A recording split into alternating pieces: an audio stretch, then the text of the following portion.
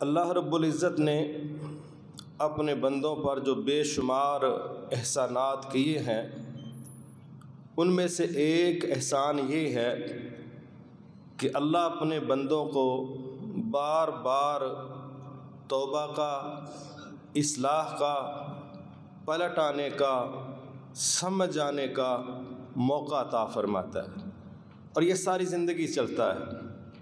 اس کو اگر ہم روزانہ کی بنیاد پر دیکھیں تو اس میں نبی صلی اللہ علیہ وسلم نے فرمایا کہ بے شک اللہ تعالیٰ روزانہ شام کو، رات کو اپنا ہاتھ پھیلاتے اور کہتے ہیں کہ جن لوگوں نے دن کے وقت گناہ کیے آؤ وہ معافی مانگ لو، اور ہر روز دن کو بھی اپنا ہاتھ پھیلاتے ہیں کہ جنہوں نے رات کو گناہ کیے آؤ وہ معافی مانگ لو۔ اس سے ایک سمجھ تو یہ آتی ہے کہ اللہ تعالیٰ دیر نہیں کرنا چاہتا اپنے بندوں کو بخشنے میں، لیکن اپنی بخشش کو لینے میں ہم ہی دیر کر دیتے۔ رب رات کو بھی دن کو بھی یہ اشارہ دے رہا ہے۔ اس حدیث سے یہی سمجھ آتی کہ لیٹ نہ کرو، دیر نہ کرو، موقع ہے، لیکن ہمارا مزاج سستیوں والا، غفلتوں والا، وہ آج کی بجائے اس آنے والے کل کی بات کرتا ہے جو بعض لوگوں کو نصیب نہیں ہوتا، کیونکہ ان کی موت حادثاتی واقع ہوتی ہے اور پھر حسرت ہی رہ جاتی ہے، کاش وہ کل آ جاتی جس کے متعلق ہم نے سوچا تھا کہ یہ فیصلہ کل کر لیں گے، لیکن ہر کسی کو وہ کل نصیب نہیں ہوتی۔ ایسے ہی مواقعوں میں سے ایک انتہائی اہم موقع رمضان المبارک کے نام سے انشاءاللہ چند دنوں میں آیا چاہتا ہے۔ اللہ ہمیں اسے صحیح قرآن و حدیث کے قاعدے ضابطے کے مطابق استعمال کرنے، فائدہ اٹھانے کی توفیق عطا فرمائے۔ یقیناً جب کوئی بھی منصوبہ لانچ کیا جاتا ہے تو اس کے ساتھ کچھ مقاصد طے کیے جاتے کہ ہم فلاں پروجیکٹ پہ کام کرنے لگے اور اس کا مقصد یہ ہے۔ ایسے ہی اللہ رب العزت نے جب اس مہینے کو ہماری زندگیوں کا حصہ بنایا تو یہ مقصد کیا تھا، اس کا بھی ساتھ ہی رب رحمان نے تذکرہ کیا۔ یا ایھا الذین آمنوا کتب علیکم الصیام کما کتب علی الذین من قبلکم لعلکم تتقون۔ اے ایمان والو، ہم نے تم پر رمضان کے روزے رکھنا فرض قرار دیے ہیں، اور تم سے پہلے لوگوں پر بھی یہ روزوں کا پروسیس اللہ کی طرف سے فرض آتا رہا ہے۔ کیا مقصد ہے؟ لعلکم تتقون۔ اس پورے مہینے کی سروسز کے ساتھ، پریکٹس کے ساتھ، ریہرسل کے ساتھ، تذکیر کے ساتھ، نصیحت کے ساتھ اللہ چاہتا ہے تاکہ تم پرہیزگار بن جاؤ، متقی بن جاؤ، رب سے ڈرنے والے، رب کی ماننے والے بن جاؤ۔ یہ مقصد ہے۔ لیکن ہم بعض اوقات جن مقاصد کو خود اپنی زندگیوں کا حصہ طے کرتے ہیں، وہاں ہم ایک جملہ بولتے ہیں ڈو اور ڈائی۔ اتنا مصمم ارادہ ہے، اتنا پکا پروگرام ہے کہ یا کر جائیں گے یا مر جائیں گے۔ یہ جملے کہاں بولے جاتے ہیں؟ جب دنیا کا کوئی مقصد ہو، جب دنیا میں اگلے سٹیپ میں جانے کے لیے کوئی ضرورت اور خواہش ہو، کوئی جد و جہد ہو، کوئی تحریک ہو، کوئی مقصد خود ساختہ طے کر لیا، تو وہ لوگ پھر اپنے مشن کے ساتھ اس طرح اٹیچ ہوتے ہیں، وہ کہتے ہیں میں نے تہیہ کر لیا ہے، یا یہ منزل سر کریں گے یا جان دے دیں گے۔ اور جس کام پر اللہ کہہ رہا ہے کہ یہاں اس طرح کی جد و جہد چاہیے، جس طرح کی اپنی مرضی کے منصوبوں میں پلان کرتے ہو، تو پھر ہم بہانے ڈھونڈتے ہیں، کوئی جان چھوٹنے کا راستہ مل جائے، کوئی اعراض کرنے کا راستہ مل جائے، کوئی بائی پاس کرنے کا راستہ مل جائے، اور پھر یہ اصول ہے جو اللہ کی طرف آنا چاہتا ہے اللہ بھی اس کی طرف آنا چاہتا ہے، جو اللہ کی طرف نہیں آنا چاہتا پھر اللہ نے بھی کوئی ادریواں نہیں۔ یہ پھر ہماری غلط فہمی ہے کہ فقیر ہو کے تکبر کر کے ہم یہ سمجھیں کہ ہم صحیح جا رہے ہیں، وہ غنی ہے بے نیاز ہے، ساری دنیا کافر ہو جائے اس کے لیے کوئی مسئلہ نہیں، ساری دنیا مومن ہو جائے اس کی شان میں کوئی اضافہ نہیں ہے۔ یہ ہمارے اپنے ایشوز ہیں۔ اگر ہم ایمان والے ہیں، صحیح کام کرتے ہیں، اپنی ہڈیوں پر رحم کھائیں گے، اپنے جسم کو آگ سے بچائیں گے، اپنی راحت کا سامان پیدا کریں گے، اگر ہم ٹیڑے کے ٹیڑے رہتے ہیں رب کا کوئی نقصان نہیں ہے۔ یہ سارا بیڑا غرق ہم نے خود اپنی جان کا کرنا ہے، اپنے مستقبل کا نقصان کرنا ہے، بالکل کوئی کسی کا نقصان نہیں۔ لہٰذا اب یہ ایک مقدس مہینہ جن مقاصد کو لے کے ہماری زندگیوں میں آ رہا ہے، اگر ہم صحیح معنوں میں اس سے مستفید نہ ہوئے تو یہ کتنا بڑا نقصان ہے، اس کو بھی سنیے۔ کسی بندے کو بندہ کہہ دینا یہ بڑا بدبخت ہے، بڑا غصہ آئے گا اس کو کہ مجھے بدبخت کہا ہے، لیکن جس کو اللہ کے رسول بدبخت کہہ دیں اس کا کیا کریں؟ تو سنیں، پھر نبی صلی اللہ علیہ وسلم نے منبر کی سیڑھیاں چڑھتے ہوئے 3 دفعہ فرمایا آمین آمین آمین۔ صحابہ کہنے لگے کیا ہوا؟ آپ نے فرمایا میرے پاس جبرائیل علیہ السلام آئے تھے، انہوں نے مجھے یہ 3 باتیں کہی ہیں کہ جو بندہ یہ کام نہیں کرتا وہ بدبخت ہے۔ کون ہے وہ؟ کہا ایک وہ شخص جس کے سامنے میرا نام لیا جائے اور وہ مجھ پر درود نہ بھیجے، دوسرا وہ شخص جس کو اپنے ماں باپ میں سے دونوں یا کوئی ایک بڑھاپے میں مل گیا اور وہ ان کی خدمت کر کے اگر جنتوں کا مالک نہیں بنتا، یہ بدبخت ہے۔ اور تیسرا وہ شخص جس کی زندگی میں رمضان المبارک آئے اور وہ اپنے آپ کو بخشوا نہ سکے، وہ اپنے رب کو راضی نہ کر سکے۔ آپ کہہ رہے ہیں یہ 3 قسم کے لوگ بدبخت ہیں۔ اب ہر شخص اس پورے مہینے میں کیا حاصل کرتا ہے، کیا گم کرتا ہے، یہ اس کا شیڈول بھی بتائے گا، اس کا رویہ بھی بتائے گا، اس کی ترجیحات بھی بتائیں گی، اس کی باڈی لینگویج بھی بتائے گی، اس کے لہجے بھی بتائیں گے کہ اس کی ترتیب، اس کا روڈ میپ، اس کا ٹریک بدبختوں والا ہے یا خوشبختوں والا ہے۔ ایک بندہ روزے ہی نہیں رکھ رہا، اس کو کون بیوقوف خوشبخت کہے؟ کس طرح کہیں؟ نماز وہ نہیں پڑھ رہا، روزے وہ نہیں رکھ رہا، اور آخری عشرے میں کہو کہ محنت کر لو، وہ کہتا ہے اے جڑے 10 دن لگنے نے نا، پورے سال دا رزق ایدے چ لبنا تے پورا سال لتر بھی تو پتر ایدے چ ہی کھانے، اس لیے تیرے رب نے تجھے یہ کام دے کے بھیجا ہی نہیں۔ یہ تیرا سیزن ہے اس چیز کے لیے جس کو بعض جگہوں پر رسول اللہ صلی اللہ علیہ وسلم نے فرمایا کہ یہ دنیا کی حیثیت رب کے ہاں ایسی ہے جیسے ایک بکری کے مرے ہوئے بچے کی اس کے مالک کے ہاں بھی حیثیت نہیں ہے، اس سے زیادہ کم تر حیثیت اللہ کے ہاں یہ ساری دنیا کی ہے۔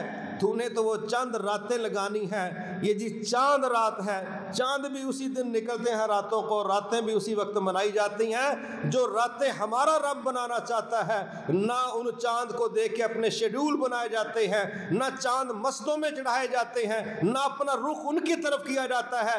آخری عشرے کو بھرپور طریقے سے بازاروں کی رونق بنا دیا جاتا ہے۔ سیزن رب کہہ رہا ہے جنتوں کا لوٹ لو، اور وہ کہتا ہے دنیا کا لوٹنا ہے۔ اور پھر کیا کہتا ہے؟ ساڈی تے رب سندا ہی نہیں، تو اڈی کادے تو سنیں؟ کیا مسئلہ، کیا مجبوری ہے رب کی کہ آپ کی سنیں؟ آپ اتنے خود غرض اور متکبر کہ تمہیں 10 دن ہو گئے، پورا مہینہ ہو گیا، تمہیں بازاروں سے، چھتوں سے ایک آواز سنائی دیتی ہے، حی علی الصلاح، حی علی الفلاح، کامیابی مسجد میں ہے، ادھر آ جا۔ تو ایک دن میں 5 دفعہ چٹا ننگا انکار کرتا ہے میں فارغ نہیں ہوں۔ جب تو فارغ نہیں ہے تو تیرا رب بھی فارغ نہیں ہے، کیونکہ اللہ نے قرآن مجید میں ایک جگہ کہا فَاذْكُرُونِي أَذْكُرْكُمْ، تم نے مجھے یاد کرنا ہے تو نتیجے میں نے تمہیں یاد کرنا ہے۔ یا ایھا الذین آمنوا لا تکونوا کالذین نسوا اللہ فانساہم انفسہم. اللہ کہتا ہے جو مجھے بلا دیتے ہیں پھر میں ان کو بلا دیتا ہوں. آغاز ہم نے کرنا ہے. کس روڈ پر چڑھنا یہ ہمارا مسئلہ ہے. ہم یاد کریں گے وہ کرے گا, ہم بلا دیں گے وہ بلا دے گا. پہل ہماری طرف سے ہو نہیں. تو ہمیں اس مہینے کو اس لیے نہیں دیا گیا کہ یہ دنیا کی کمائی کا مہینہ ہے. اس کی ایک ایک رات 80-84 سال کی عبادتوں سے قیمتی رات ہے. سیزن آخرت کا ہے.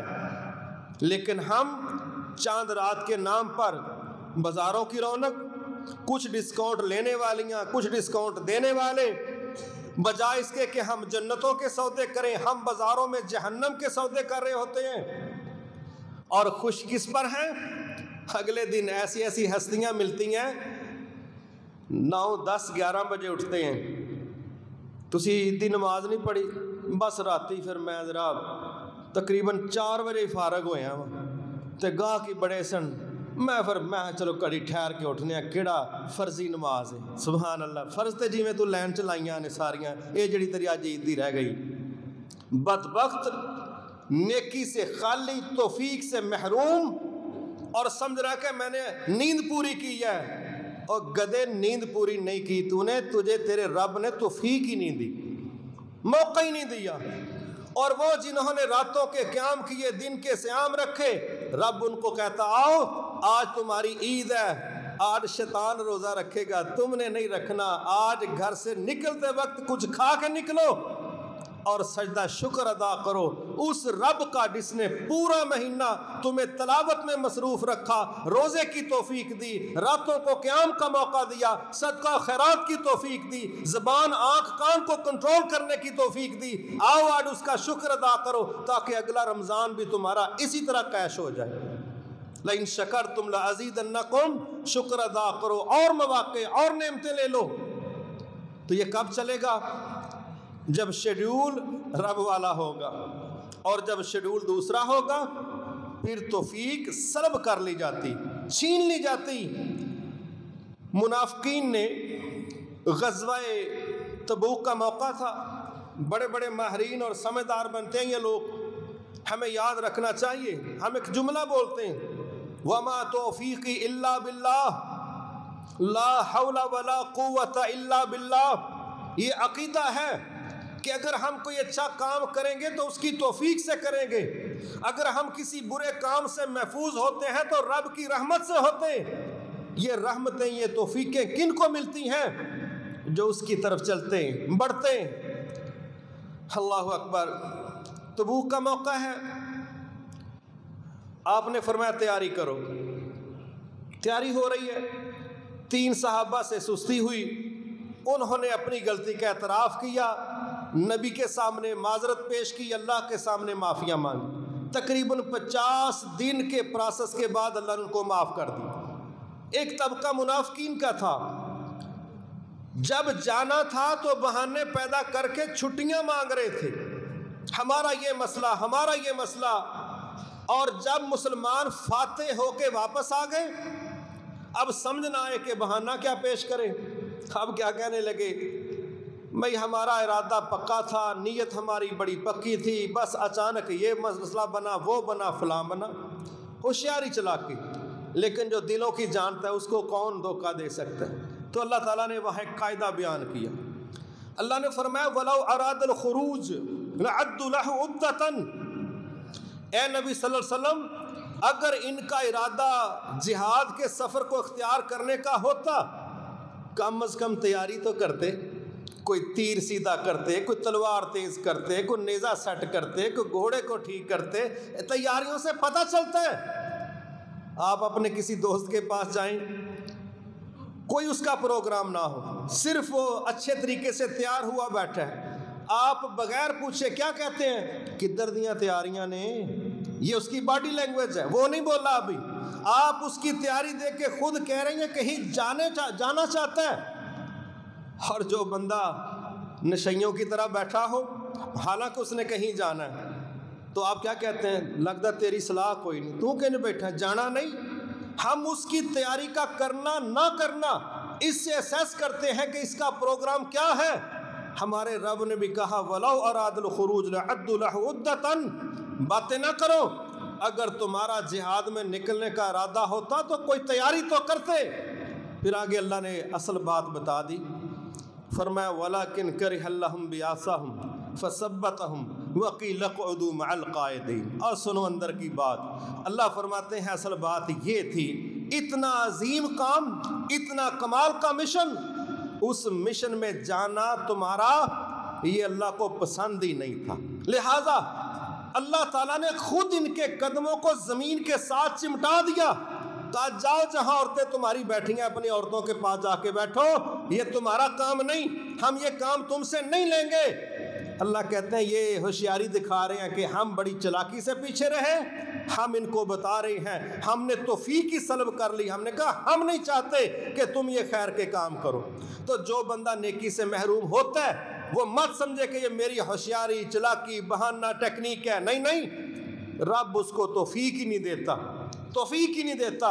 اور یہ بےزتی والی بات ہے کہ رب کسی کو نیکی کی توفیق نہ دے، اور اگر اللہ کسی کو توفیق دیتا ہے تو یہ عزت والی بات ہے۔ لہذا ایک چیز تو یہ یاد رہے کہ یہ فرض ہیں، یہ فرض ہیں۔ اور صحیح بخاری مسلم میں رسول اللہ صلی اللہ علیہ وسلم نے جب یہ لفظ بولا بنی الاسلام علی خمس، اسلام کی عمارت جن 5 چیزوں پر، بنیادوں پر، پلرز پر کھڑی ہے، ان میں سے ایک رمضان المبارک کے روزے کا پلر ہے، یہ پلر ہے، ان پر بنیادوں پر اسلام کھڑا ہے۔ گویا اگر کوئی روزہ نہیں رکھتا تو وہ اپنے اسلام کی عمارت کو گرا رہا ہے، پلر نیچے سے نکال کے کھوکھلا کر رہا ہے۔ لہٰذا فرضی طور پر یہ لازمی ہے کہ جو بندہ بھی استطاعت رکھتا ہے اس کو روزہ رکھنا پڑے گا، روزہ رکھنا پڑے گا۔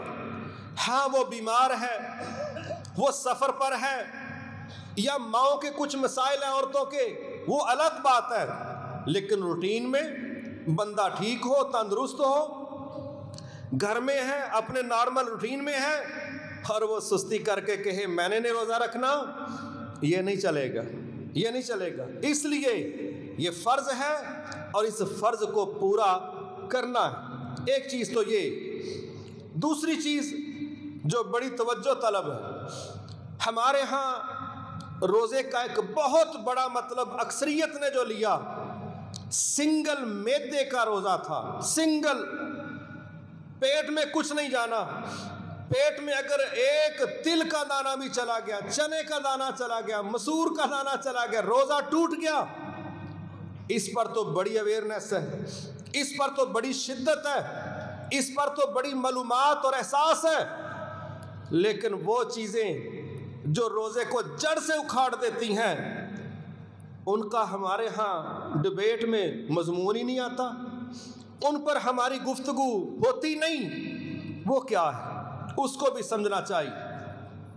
مثلا روزہ صرف کھانا روک دینے کا نام نہیں، روزے میں یہ جو جملہ بولا گیا ہے نا لعلکم تتقون، تقوی، یہ ایسا لفظ ہے اگر آپ کل اسلام کو یہ 6 ارکان ایمان کے، 5 اسلام کے، کیا حیا، کیا صدقہ، کیا گناہوں سے بچنا، کیا دعوت، کیا خدمت، کیا جہاد، کیا اخلاق، تمام چیزوں کو اگر آپ ایک لفظ میں بیان کرنا چاہیں اس کا نام ہے تقوی۔ ٹوٹل اسلام کا نام تقوی ہے، ٹوٹل درجنوں چیزیں اس کے اندر ہیں۔ لعلکم تتقون، اللہ چاہتا ہے تم ڈسپلن بن جاؤ، تم کسی قاعدے ضابطے کے پابند بن جاؤ، اور وہ تقوی جو اللہ نے نظام دیا ہے اس کو قبول کرنا، اس کو تسلیم کرنا۔ وہ کہے اس طرف جاؤ چلے جاؤ، وہ کہے اس طرف نہیں جانا نہ جاؤ، یہ کر لو یہ نہیں کرنا، یہ اب کرو یہ کل کرو۔ جو آپ اللہ کے قاعدے ضابطے کا لحاظ رکھیں گے آپ تقوی کے مالک ہیں، آپ متقی ہیں، آپ تقوی حاصل کر رہی ہیں، آپ تقوی پر چل رہے ہیں۔ اگر آپ کسی قاعدے ضابطے کے پابند ہی نہیں تو محض روٹی بند کرنے کا نام روزہ کوئی نہیں بھائی، اس کی دلیل خود رسول اللہ صلی اللہ علیہ وسلم نے دی۔ آپ نے فرمایا وہ شخص جو روزہ رکھ کے جھوٹ بولنے سے باز نہیں آتا، یہ صرف سنگل زبان کی ایکٹیویٹی، جھوٹ بولنے سے باز نہیں آتا، پھر اس پر عمل کرنے سے بھی باز نہیں آتا، آپ کیا کہہ رہے ہیں؟ آپ نے فرمایا اللہ رب العزت کو ایسے بندے کے بھوکا پیاسا رہنے کی کوئی ضرورت نہیں۔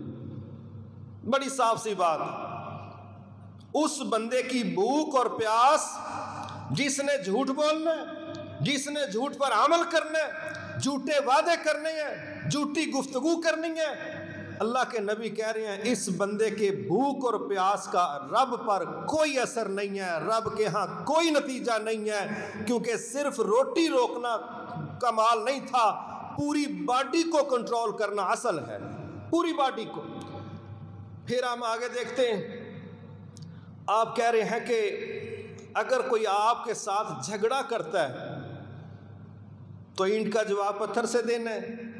نہیں، آپ نے فرمایا جو بندہ روزہ رکھے گا وہ جھگڑا نہیں کرے گا، نہ اس کی زبان سے فحش گفتگو ہوگی، نہ بدتمیزی ہوگی، نہ وہ جھگڑا کرے گا، اور اگر کوئی دوسرا شخص تم سے لڑے اسے بس اتنا کہہ دیں بھائی میرا تو روزہ ہے، میں تو روزے کی وجہ سے تمہیں کوئی ریئیکشن نہیں دے سکتا، تو نے جو کہنا ہے جو کرنا ہے کرو، میری طرف سے کوئی رد عمل اس لیے نہیں آئے گا، میرا روزہ رکاوٹ ہے، میرا روزہ بین ہے، پابندی ہے، تو میں تو اپنے رب کے قوانین کا پابند ہوں، تو نے جو کہنا کہہ لے، میری طرف سے تیرے حوالے سے اس بات کا بدتمیزی کا کوئی رد عمل نہیں آئے گا۔ اللہ اکبر۔ جو شخص جھگڑے سے بچ گیا، جو شخص صبر والے راستے پر چڑھ گیا، جو شخص زبان کو بدتمیزی سے روک گیا، تو کیا خیال ہے معاشرے میں اللہ اس کی عزت میں اضافہ نہیں کرے گا؟ کیا اس کے وقار میں اضافہ نہیں ہوگا؟ کیا اس کی شخصیت پہلے سے زیادہ پروقار نہیں ہوگی؟ کیا لوگ اس کی حیا نہیں کریں گے؟ کریں گے۔ دنیا میں جتنا مرضی خوبصورت شخص ہو، مرد ہو عورت ہو، اگر بدتمیز ہے، گالیاں دینے والا ہے، اونچی بولنے والا ہے، نہ اس کے لہجے کنٹرول ہے، نہ الفاظ سلیکٹیو ہیں، ایسے بندے کی خوبصورتیوں پر اس کی بدتمیزی پانی پھیر دیتی، کچھ بھی نہیں بچتا۔ لہذا اسلام ہمیں کیا سمجھا رہا ہے؟ روزہ رکھنا ہے، زبان بھی کنٹرول کرنی، کانوں کا استعمال بھی درست کرنا ہے، آنکھوں کا استعمال بھی درست کرنا ہے۔ یہ نہیں کہ روزہ رکھ لیا لنگدا نہیں پیا، کی کرنا ہے؟ گھر بہ جاؤ، مووی لگا لو، دو کو فلماں ویکھیاں نے، 5-10 منٹ رہ گئے نے افطاری، یہ کون سا روزہ ہے بھائی؟ بس میں سوچنا سفر بڑا لمبا ہے، میں پھر ہینڈ فری لا چھڑی ہے، یوٹیوب میں سیٹ کیتی ہے، 3-4 گھنٹے لگے نے، بس بڑا کچھ چلیا، پھر میں بھی دھیان نہ گڈی چلائی، بڑا مزہ آیا، پتہ ہی نہیں لگا روزہ کنج لنگ گیا۔ او بھائی انج نہیں، انج تے سٹاف بھی لنگ جاندہ جی، یہ روزہ گزارنے کا کوئی طریقہ کار نہیں ہے۔ محفل میں بیٹھے ہیں تو چگلیوں کے دروازے کھول دیے، جو شخص زبان پر چڑھا رگڑا لگا دیا، اور ویسے ماشاءاللہ اج روزہ تھوڑا لمبا نہیں ہو گیا، یہ جی کرتوت کولو تو انہوں لبنا ہی کھ نہیں، بیٹھے رہو ایسے کام رکھا روزہ ہے، آپریشن افراد کا ہو رہا ہے، کسی کو نہیں بخش رہے، جو سامنے آ گیا اس کی جگلی، جو سامنے آ گیا اس کی غیبت۔ یہ چگل خور روزے کا کوئی روزہ نہیں، یہ غیبت کرنے والے کا روزہ کوئی روزہ نہیں۔ زبان کا کنٹرول سب سے زیادہ روزے میں اللہ نے، اللہ کے نبی نے ضروری قرار دیا ہے۔ سب سے زیادہ نقصان کرنے والی چیز ہمارے روزے کا وہ ہماری زبان ہے، پھر ہماری آنکھیں، ان کو کنٹرول کرنا، درست بات سننا، مناسب بات کرنا، یہ روزہ پورے سارے اعضاء کو ان کی صحیح لائن پر کھڑا کرنے کا نام۔ اگر ہم نے گانے سننے ہیں، اگر ہم نے فلمیں دیکھنی ہیں، ڈرامے دیکھنے ہیں، اور بدتمیزیاں بھی کرنی ہیں، جھوٹ بھی بولنا ہے، تے میرا خیال ہے او ٹکر جڑا اسی ایویں سویرے سویرے دوجیاں نال بیٹھ کے کھا لینے ہاں، تے کھانے بھی ساری اس نیت ہیں کہ روزہ بڑا ہی لمبا ہے، پتہ نہیں کنا کہ لمبا ہے، تے اس لیے جڑا 2 پراٹھے کھاندا سی 2 ود کھا لے، پتہ نہیں شام آنی کہ نہیں زندگی۔ اور ہم افطاری اس نیت پر کریں مینو لگتا سویرے میری اکھ نہیں کھلنی، ہونی کھا لو بھائی جنی کھائی جاندی۔ یہ ہمارا مزاج ہے۔ وہ جو دوپہر کا ایک وقت کا کھانا ہم چھوڑتے ہیں اس سے 2 گنا زیادہ تو ہم سٹور کر لیتے، تو کون سا ہم نے کمال کیا؟ اجاڑا تے پورا پا کے رکھے ہے۔ اس لیے مسئلہ روٹی کا روکنا نہیں، مسئلہ رویوں کو کنٹرول کرنا، یہ پہلی چیز ہے۔ اگر یہ کنٹرول نہیں ہے تو سمجھے ہمارے روزے ہمیں کچھ نہیں دیں گے۔ دوسری چیز، عبادت، نیکیاں گناہوں کو معاف کروانے کا باعث بنتی ہیں۔ ان الحسنات یذہبن السیئات، اللہ تعالیٰ نے فرمایا بے شک نیکیاں گناہوں کو کھا جاتی ہیں، ڈیلیٹ کر دیتی ہیں۔ ان میں سے ایک راتوں کا قیام ہے، راتوں کا قیام۔ نبی صلی اللہ علیہ وسلم نے فرمایا من قام رمضان ایمانا و احتسابا غفر له ما تقدم من ذنبہ، جو بندہ ثواب سمجھ کے، مجبوری نہیں، مصیبت نہیں، بوجھ نہیں، ثواب سمجھ کے جو بندہ راتوں کا قیام کرے گا، تراویح کی نماز پڑھے گا، اللہ تعالیٰ اس کے سابقہ گناہ معاف فرما دے گا۔ بہت بڑا پیکج ہے، مگر شرط کیا ہے؟ ایمان اور ثواب کی نیت۔ اور دوسرا جملہ یہاں یہ فرمایا من صام رمضان ایمانا و احتسابا غفر له ما تقدم من ذنبہ، جو رمضان کے روزے بھی ایمان کی حالت میں ثواب سمجھ کے رکھے گا، اللہ تعالیٰ اس کے بھی ماضی کے گناہ معاف کر دے گا۔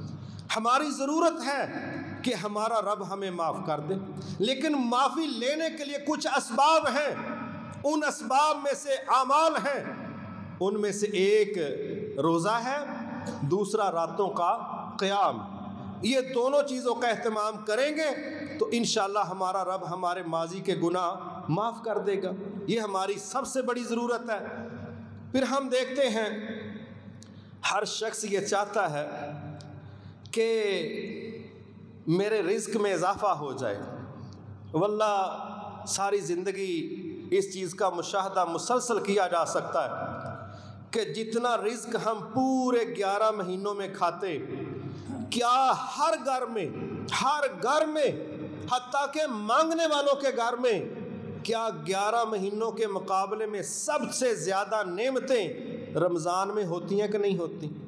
سب سے زیادہ، یعنی مقدار میں، تعداد میں جتنی نعمتیں رمضان میں ملتی ہیں اتنی رمضان سے علاوہ نہیں ہیں، اور جتنی برکتیں کھانے پینے میں بھی رمضان میں میسر ہیں اتنی برکتیں رمضان کے علاوہ میسر نہیں ہیں۔ بہت کچھ اللہ دیتا ہے، لیکن اس میں کچھ اسباب ہیں۔ ایک اور ہماری بہت اہم ضرورت ہے، ذہنی سکون، دلی سکون۔ اس کے پیچھے لوگ ظاہراً مرتے ہیں، لیکن سکون جن چیزوں کے ذریعے لینا چاہتے ہیں وہ سکون دے نہیں پاتی۔ نشہ کرنے والے بھی سکون مانگتے ہیں، شرابیں پینے والے، چرس ہیروئن پاؤڈر پینے والے، وہ کہتے ہیں پی کے سکون آ جاتا ہے، سکون نہیں آتے، ان کی حصیں ڈیڈ ہو جاتی ہیں، انہوں نے اس کا نام رکھا ہے سکون آ گیا۔ میرے بھائی، ہمیں بے قرار کرنے والی سب سے بڑی چیز جو رسول اللہ صلی اللہ علیہ وسلم نے بیان کی وہ ہمارے گناہ ہیں۔ آپ سے پوچھا گیا نیکی کی ڈیفینیشن کیا ہے، گناہ کس کو کہتے ہیں؟ آپ نے فرمایا الاثم ما حاق فی صدرک وکرہت ان یطلع علیہ الناس، گناہ وہ ہے جو تمہارے دل کو کھٹکے اور تمہیں بے قرار کر دے، ٹینشن لگا دے، اور تم اس پر پریشان ہو جاؤ کہ جو میں نے کیا ہے اس کا کہیں لوگوں کو پتہ نہ چل جائے۔ ایک یہ بات۔ پھر ایک دوسری جگہ نبی صلی اللہ علیہ وسلم نے فرمایا ان الحلال بین والحرام بین وبینہما متشابہات، فرمایا حلال بھی واضح ہے، حرام بھی واضح ہے، ان دونوں کے درمیان کچھ کام متشابہ ہیں جن کو لوگوں کی اکثریت نہیں جانتی، وہ جائز ہیں یا ناجائز۔ آپ نے فرمایا فمن اتقى الشبہات فقد استبرأ لدینہ وعرضہ ومن وقع فی الشبہات وقع فی الحرام، فرمایا جو مشکوک کاموں سے بچ گیا اس نے اپنی عزت بھی بچا لی، اپنا ایمان بھی بچا لیا، اور جو مشکوک کاموں میں ڈوب گیا گویا کہ وہ حرام میں اتر گیا۔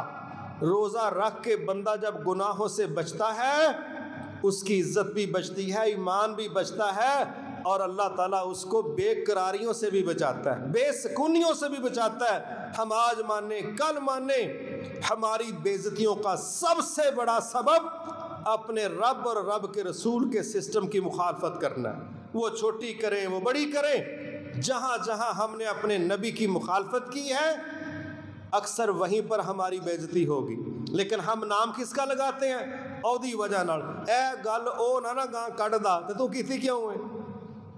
ہم بری بات کر کے پھر الزام کس پر لگاتے ہیں کہ یہ جو میں نے بات کی تھی یہ فلاں نے آگے لیک کر دی ہے۔ بھئی تم نے کی ہے تو لیک ہوئی ہے نا، تمہاری غلط بات نکلنے پر اب تمہیں ٹینشن لگی ہے کہ اس کا محاسبہ ہوگا، اس پر پوچھا جائے گا۔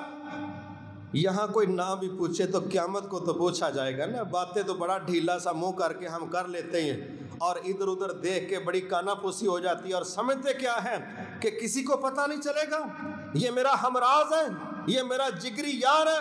اللہ کی قسم آپ کی جگری یاری تو دور رہ جائے گی جب رب دلوں کے بید کھول کے دنیا کے سامنے رکھے گا، تو پھر پتہ چلے گا کہ کون جانتا اور کون سنتا، کس سے چھپاتے تھے اور کیا چھپا اور کیا نہیں چھپا۔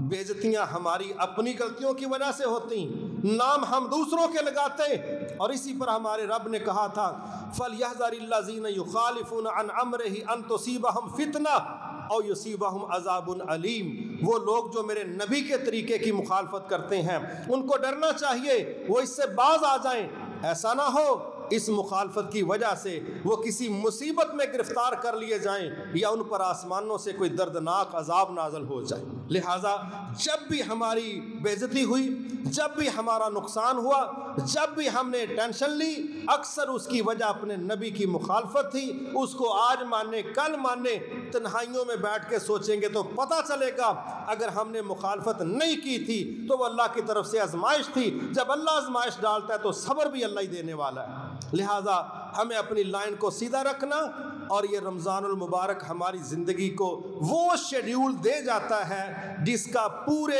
11 مہینے ہم انکار کرتے ہیں۔ پورے 11 مہینے یہ نہیں ہو سکتا، میں نہیں کر سکتا، ایسے نہیں چل سکتا، دنیا کا مسئلہ ہے، میں کسی کا پابند ہوں۔ لیکن رب اس شیڈیول کے ذریعے ہماری ڈنٹنگ پینٹنگ خود کر دیتا ہے۔ کیا ہوتا ہے؟ بڑے بڑے محنتی لوگ، بڑے بڑے غفلت میں پڑے لوگ، ان کو کہیں نا کہ عشاء کے بعد، تراویحوں کے بعد جلسہ کر لیں، کوئی پروگرام کر لیں، تو کیا کہتے ہیں؟ اکثریت کی بات یہ ہوتی ہے، اللہ کا شکر ہے یہ صحیح بات ہے، کیا کہتے ہیں؟ نہیں یار سویرے پھر جلدی اٹھنا ہوتا ہے، نہیں کر سکتے، اس لیے تراویح کے بعد میں تو فوری سو جاتا ہوں۔ کیوں؟ کہتا ہے میں نے پھر سحری کھانی ہے نا۔ بالکل صحیح کہہ رہا ہے، اس کا شیڈیول صحیح ہے۔ ہم سے یہ غلطیاں ہو رہی ہیں کہ ہمارے نبی صلی اللہ علیہ وسلم نے ہمیں کیا کہا تھا؟ آپ نے کہا کہ عشاء کی نماز کے بعد ایویں ٹاک شاک کرنا، گپ شپ لگانا آپ نے پسند نہیں کیا، اور آپ نے عشاء کی نماز کے فوری بعد سونے کا حکم دیا۔ لیکن ہم عشاء کے بعد نہیں سوتے، کوئی 2 بجے سو رہا ہے، کوئی 3 بجے سو رہا ہے، کوئی الوؤں کی طرح ساری رات ایویں ہی جاگ رہا ہے، کام ہی کوئی نہیں۔ حالانکہ ہمیں رخصت تھی کس پر؟ کہ مہمان آ گیا تھوڑی دیر اس کے ساتھ بیٹھ جاؤ، لگا لو گپ شپ۔ اگر آپ پڑھ رہے ہیں، علم حاصل کر رہے ہیں تو پڑھ لیں آپ، کوئی اس طرح کی مصروفیت ہے تو الگ بات ہے، کیوں بیٹھے ہو ایویں ہی؟ یہ ایویں ہی بڑی مصیبت ہے، ساری رات گزار دی اور پھر ہماری صبح وہ درست نہیں ہوتی۔ اللہ ہمیں معاف فرمائے اور ہماری اصلاح فرمائے۔ تو اس میں کتنا خوبصورت شیڈول ہوتا ہے، نماز سے پہلے اٹھ کے سحری کھانا، جو وقت ملے قرآن کی تلاوت کرنا، اور جو ٹوپیاں شوپیاں پرانی رکھی ہوئی ہیں ہمارے بریف کیسوں میں وہ باہر نکالنا، بچوں کو اٹھانا، چلو بھائی چلو فجر پڑھ کے آئیں، چلو بھائی چلو فجر پڑھ کے آئیں۔ وہاں کوئی نصیحت سننے کا موقع ملتا ہے، واپس آتے ہیں اور پھر ہم اپنے بیوی بچوں سے اچھے طریقے سے رخصت ہو کے دعائیں لے کے ہم اپنے کام پر جاتے ہیں، اور عصر کے بعد ہی دکانیں بند کرنا شروع کر دیتے ہیں، اور کیا جملہ بولتے ہیں؟ میں چاہنا میں اپنی فیملی دے نال افطاری کرنی۔ فیملی بچاری بھی ترستی رہندی ہے پورا سال، اللہ کرے تو ہی نفلی روزے رکھ لو تو باقی بھی کتے ساڈے کول کر لو، تہاڈیاں تے افطاریاں بھی باہر ہی چلدا سارا نظام۔ اب ہم بر وقت گھروں کو آ رہے ہیں، بر وقت اپنے کاروبار پہ جا رہے ہیں۔ صبح کا وقت رسول اللہ نے فرمایا کہ میری امت کے لیے جو برکت کا ٹائم ہے وہ صبح کا ہے، اور ہم کیا کہتے ہیں وڈے شہراں چ مارکیٹ زور تو بعد ہی کھل دی ہے۔ ٹھیک ہے بھئی تسی وڈے شہر برکتاں تو ویلے رکھ لو، ہمارا نبی کہہ رہا ہے کہ صبح کا وقت برکت والا، ہم صبح اٹھتے ہی نہیں ہیں، راتوں کو یا عبادت ہے یا نیند ہے، دن کو معاش ہے، ہم الٹ چل رہے ہیں، راتوں کو بزنس ہو رہا ہے، راتوں کو بازار کھلے ہیں اور دن کے وقت مردوں کی طرح سوئے ہوئے ہیں۔ جب ہم اپنے نبی کے شیڈول کے الٹ چلیں پھر کہیں نارمل نہیں لگتا سب کچھ، تو ہو ہی اب نارمل گیا، تو کتوں نارمل لگنا ہے؟ اپنی ترتیب تو دیکھو۔ اسلام کہہ رہا ہے راتوں کو سو جاؤ، کہتا نہیں میں جاگنا ہے، او بھائی دنے جاگ لو ہے نہیں ہون میں سونا ہے، تو کیڑا ڈیزائن پھڑیا ہے بھائی، تو پٹھا ہی چلنا ہے، یہ کون سی ترتیب ہے؟ لہٰذا یہ رمضان ہماری ترتیب کو بھی سیدھا کرتا ہے کہ جناب ٹائم پر آئیں، ٹائم پر جائیں، بر وقت سوئیں، بر وقت اٹھیں، اور کوئی زندگی کی ترتیب بتائیں۔ ہمارا چاند کا دیکھنا یہ اللہ کی توفیق سے ہمارے لیے شیڈیول ہے۔ اللہ تعالیٰ نے فرمایا یسألونک عن الأحلہ، اے نبی صلی اللہ علیہ وسلم آپ سے پوچھتے ہیں چاند کا کیا مسئلہ ہے، یہ کس کام کے لیے ہے؟ اے نبی ان کو بتاؤ یہ کیلنڈر ہے، یہ کیلنڈر ہے، یہ شیڈیول ہے، یہ ٹائم ٹیبل ہے، یہ تمہیں بتائے گا کہ رمضان شروع ہوا کہ نہیں ہوا، یہ تمہیں بتائے گا کہ عید کس دن کرنی ہے، یہ تمہیں بتائے گا احترام والے مہینے کون سے ہیں، یہ تمہاری زندگیوں کا کیلنڈر ہے، کوئی ترتیب دے لو۔ بے ترتیب چلنے والے لوگ ڈسٹرب کرتے ہیں۔ ترتیب زندگی کا بہت بڑا حسن ہے، بہت بڑا، ان میں سے ایک یہ شیڈول ہے کہ ہم اپنی زندگیوں کی وہ ترتیب لگائیں جو بنتی ہے۔ لاکھوں کا فرنیچر بے ترتیب ڈرائنگ روم میں پڑا ہو، باہر سے جو بھی آتا ہے وہ کہتا ہے بھائی اتنے کھورے کو بندہ بھی رہندا ہے کہ نہیں رہندا، اے کی سامان پیا ہے اتنے گھر سے کوئی جی نہیں رہندا، یا وہ کہتے ہیں رہن والیاں دی عقل کوئی نہیں۔ اور وہی چیزیں اگر ترتیب سے پڑیں گے تو پھر سمجھ لیں کہ خوبصورتی لگتی، سنجیدگی لگتی ہے، سگڑ پن نظر آتا ہے۔ تو اگر ایک ڈرائنگ روم سیٹ نہ کرے لوگ تانا دیتے ہیں، خود فضول سمجھتے ہیں۔ جو بندہ 60-70 سالہ زندگی کو ترتیب نہ دے، کیا یہ بیوقوفی نہیں؟ کیا یہ سگڑ پن سے خالی ہونا نہیں؟ کیا یہ عقل سے خالی ہونا نہیں؟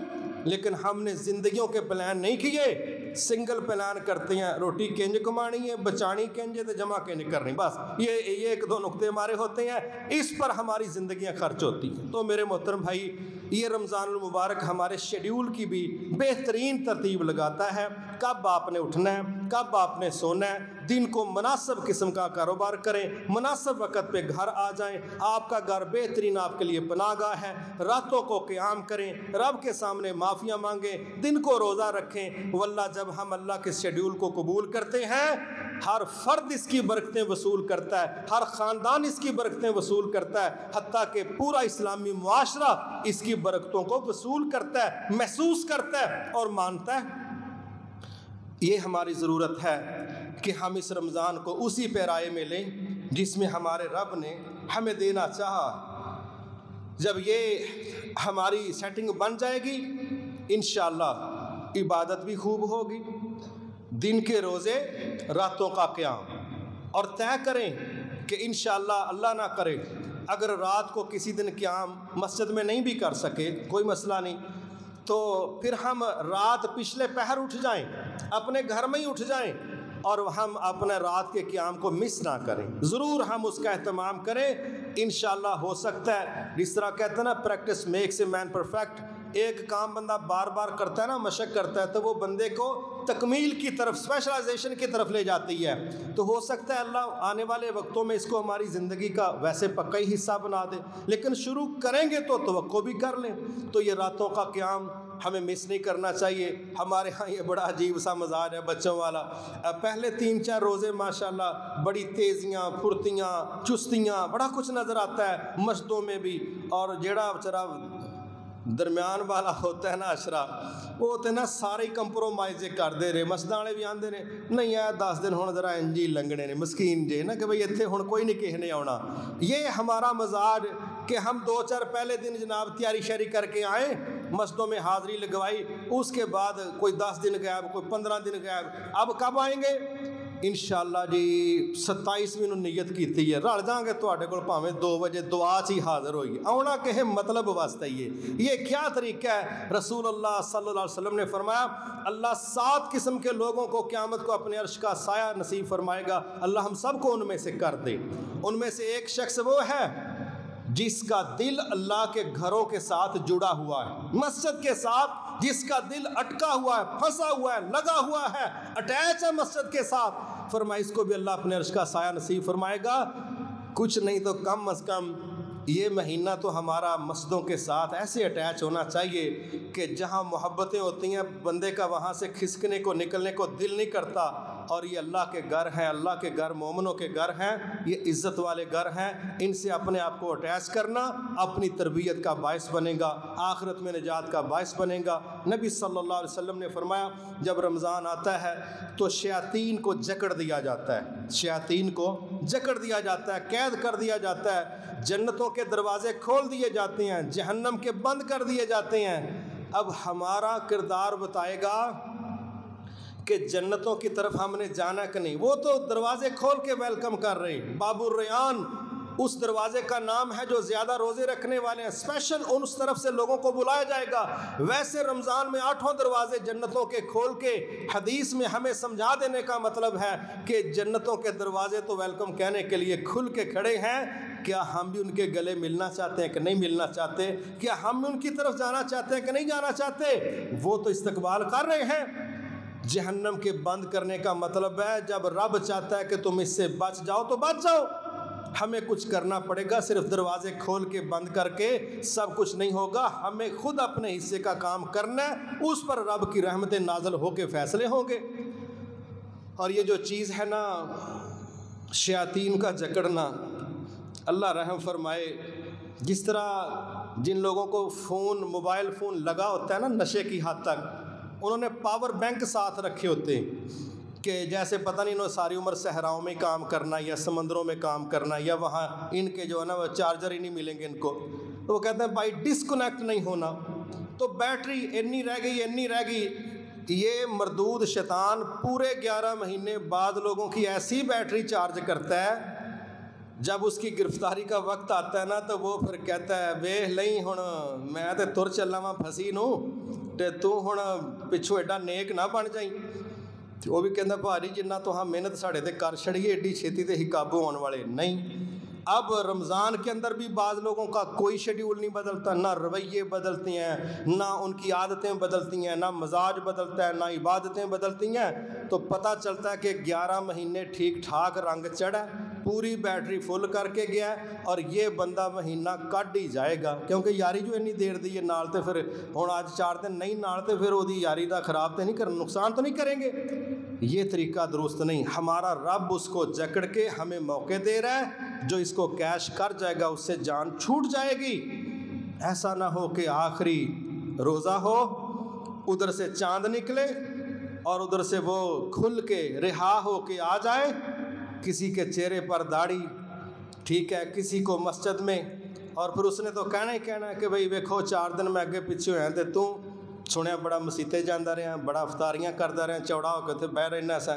تو کئی لوگ ہیں جو اس کو زبان حال سے کہتے ہیں کہ غصے والی کوئی گل نہیں، ایہی مہینہ بجے سا گھروں بھی بڑی لان تان ہوندی سی، اماں بھی خلاف، ابا بھی خلاف، بھن بھرا بھی بستی کرتے سن، وہ پھر سارا معاشرہ ہی مسیتے تریا ہی بھی گئے، تو لو چند چڑھ گیا بھاجی تسی آ گئے، اج تو بعد ہی مسیتے گئے، سانو نیویں تھاں بٹھا لیا، نہیں جاواں گے۔ پھر اس کے بعد مسجدوں کی حاضری وہ نظر آتی ہے، رب وہی ہے، قرآن وہی ہے، سارا کچھ وہی ہے، جو ہی چاند نکلتا ہے شوال کا جناب رہا ہوتے ہیں، اور یاری لگی تو مسجد خالی۔ یہ تو کوئی طریقہ کار نہیں ہے۔ ہمیں تو اپنے رب کے ساتھ وہ تعلق بنانا چاہیے کہ اس کے مقابلے میں کسی دوسرے کے ساتھ ہمارا اتنا گہرا تعلق نہ ہو۔ وما توفیقی الا باللہ العلی العظیم۔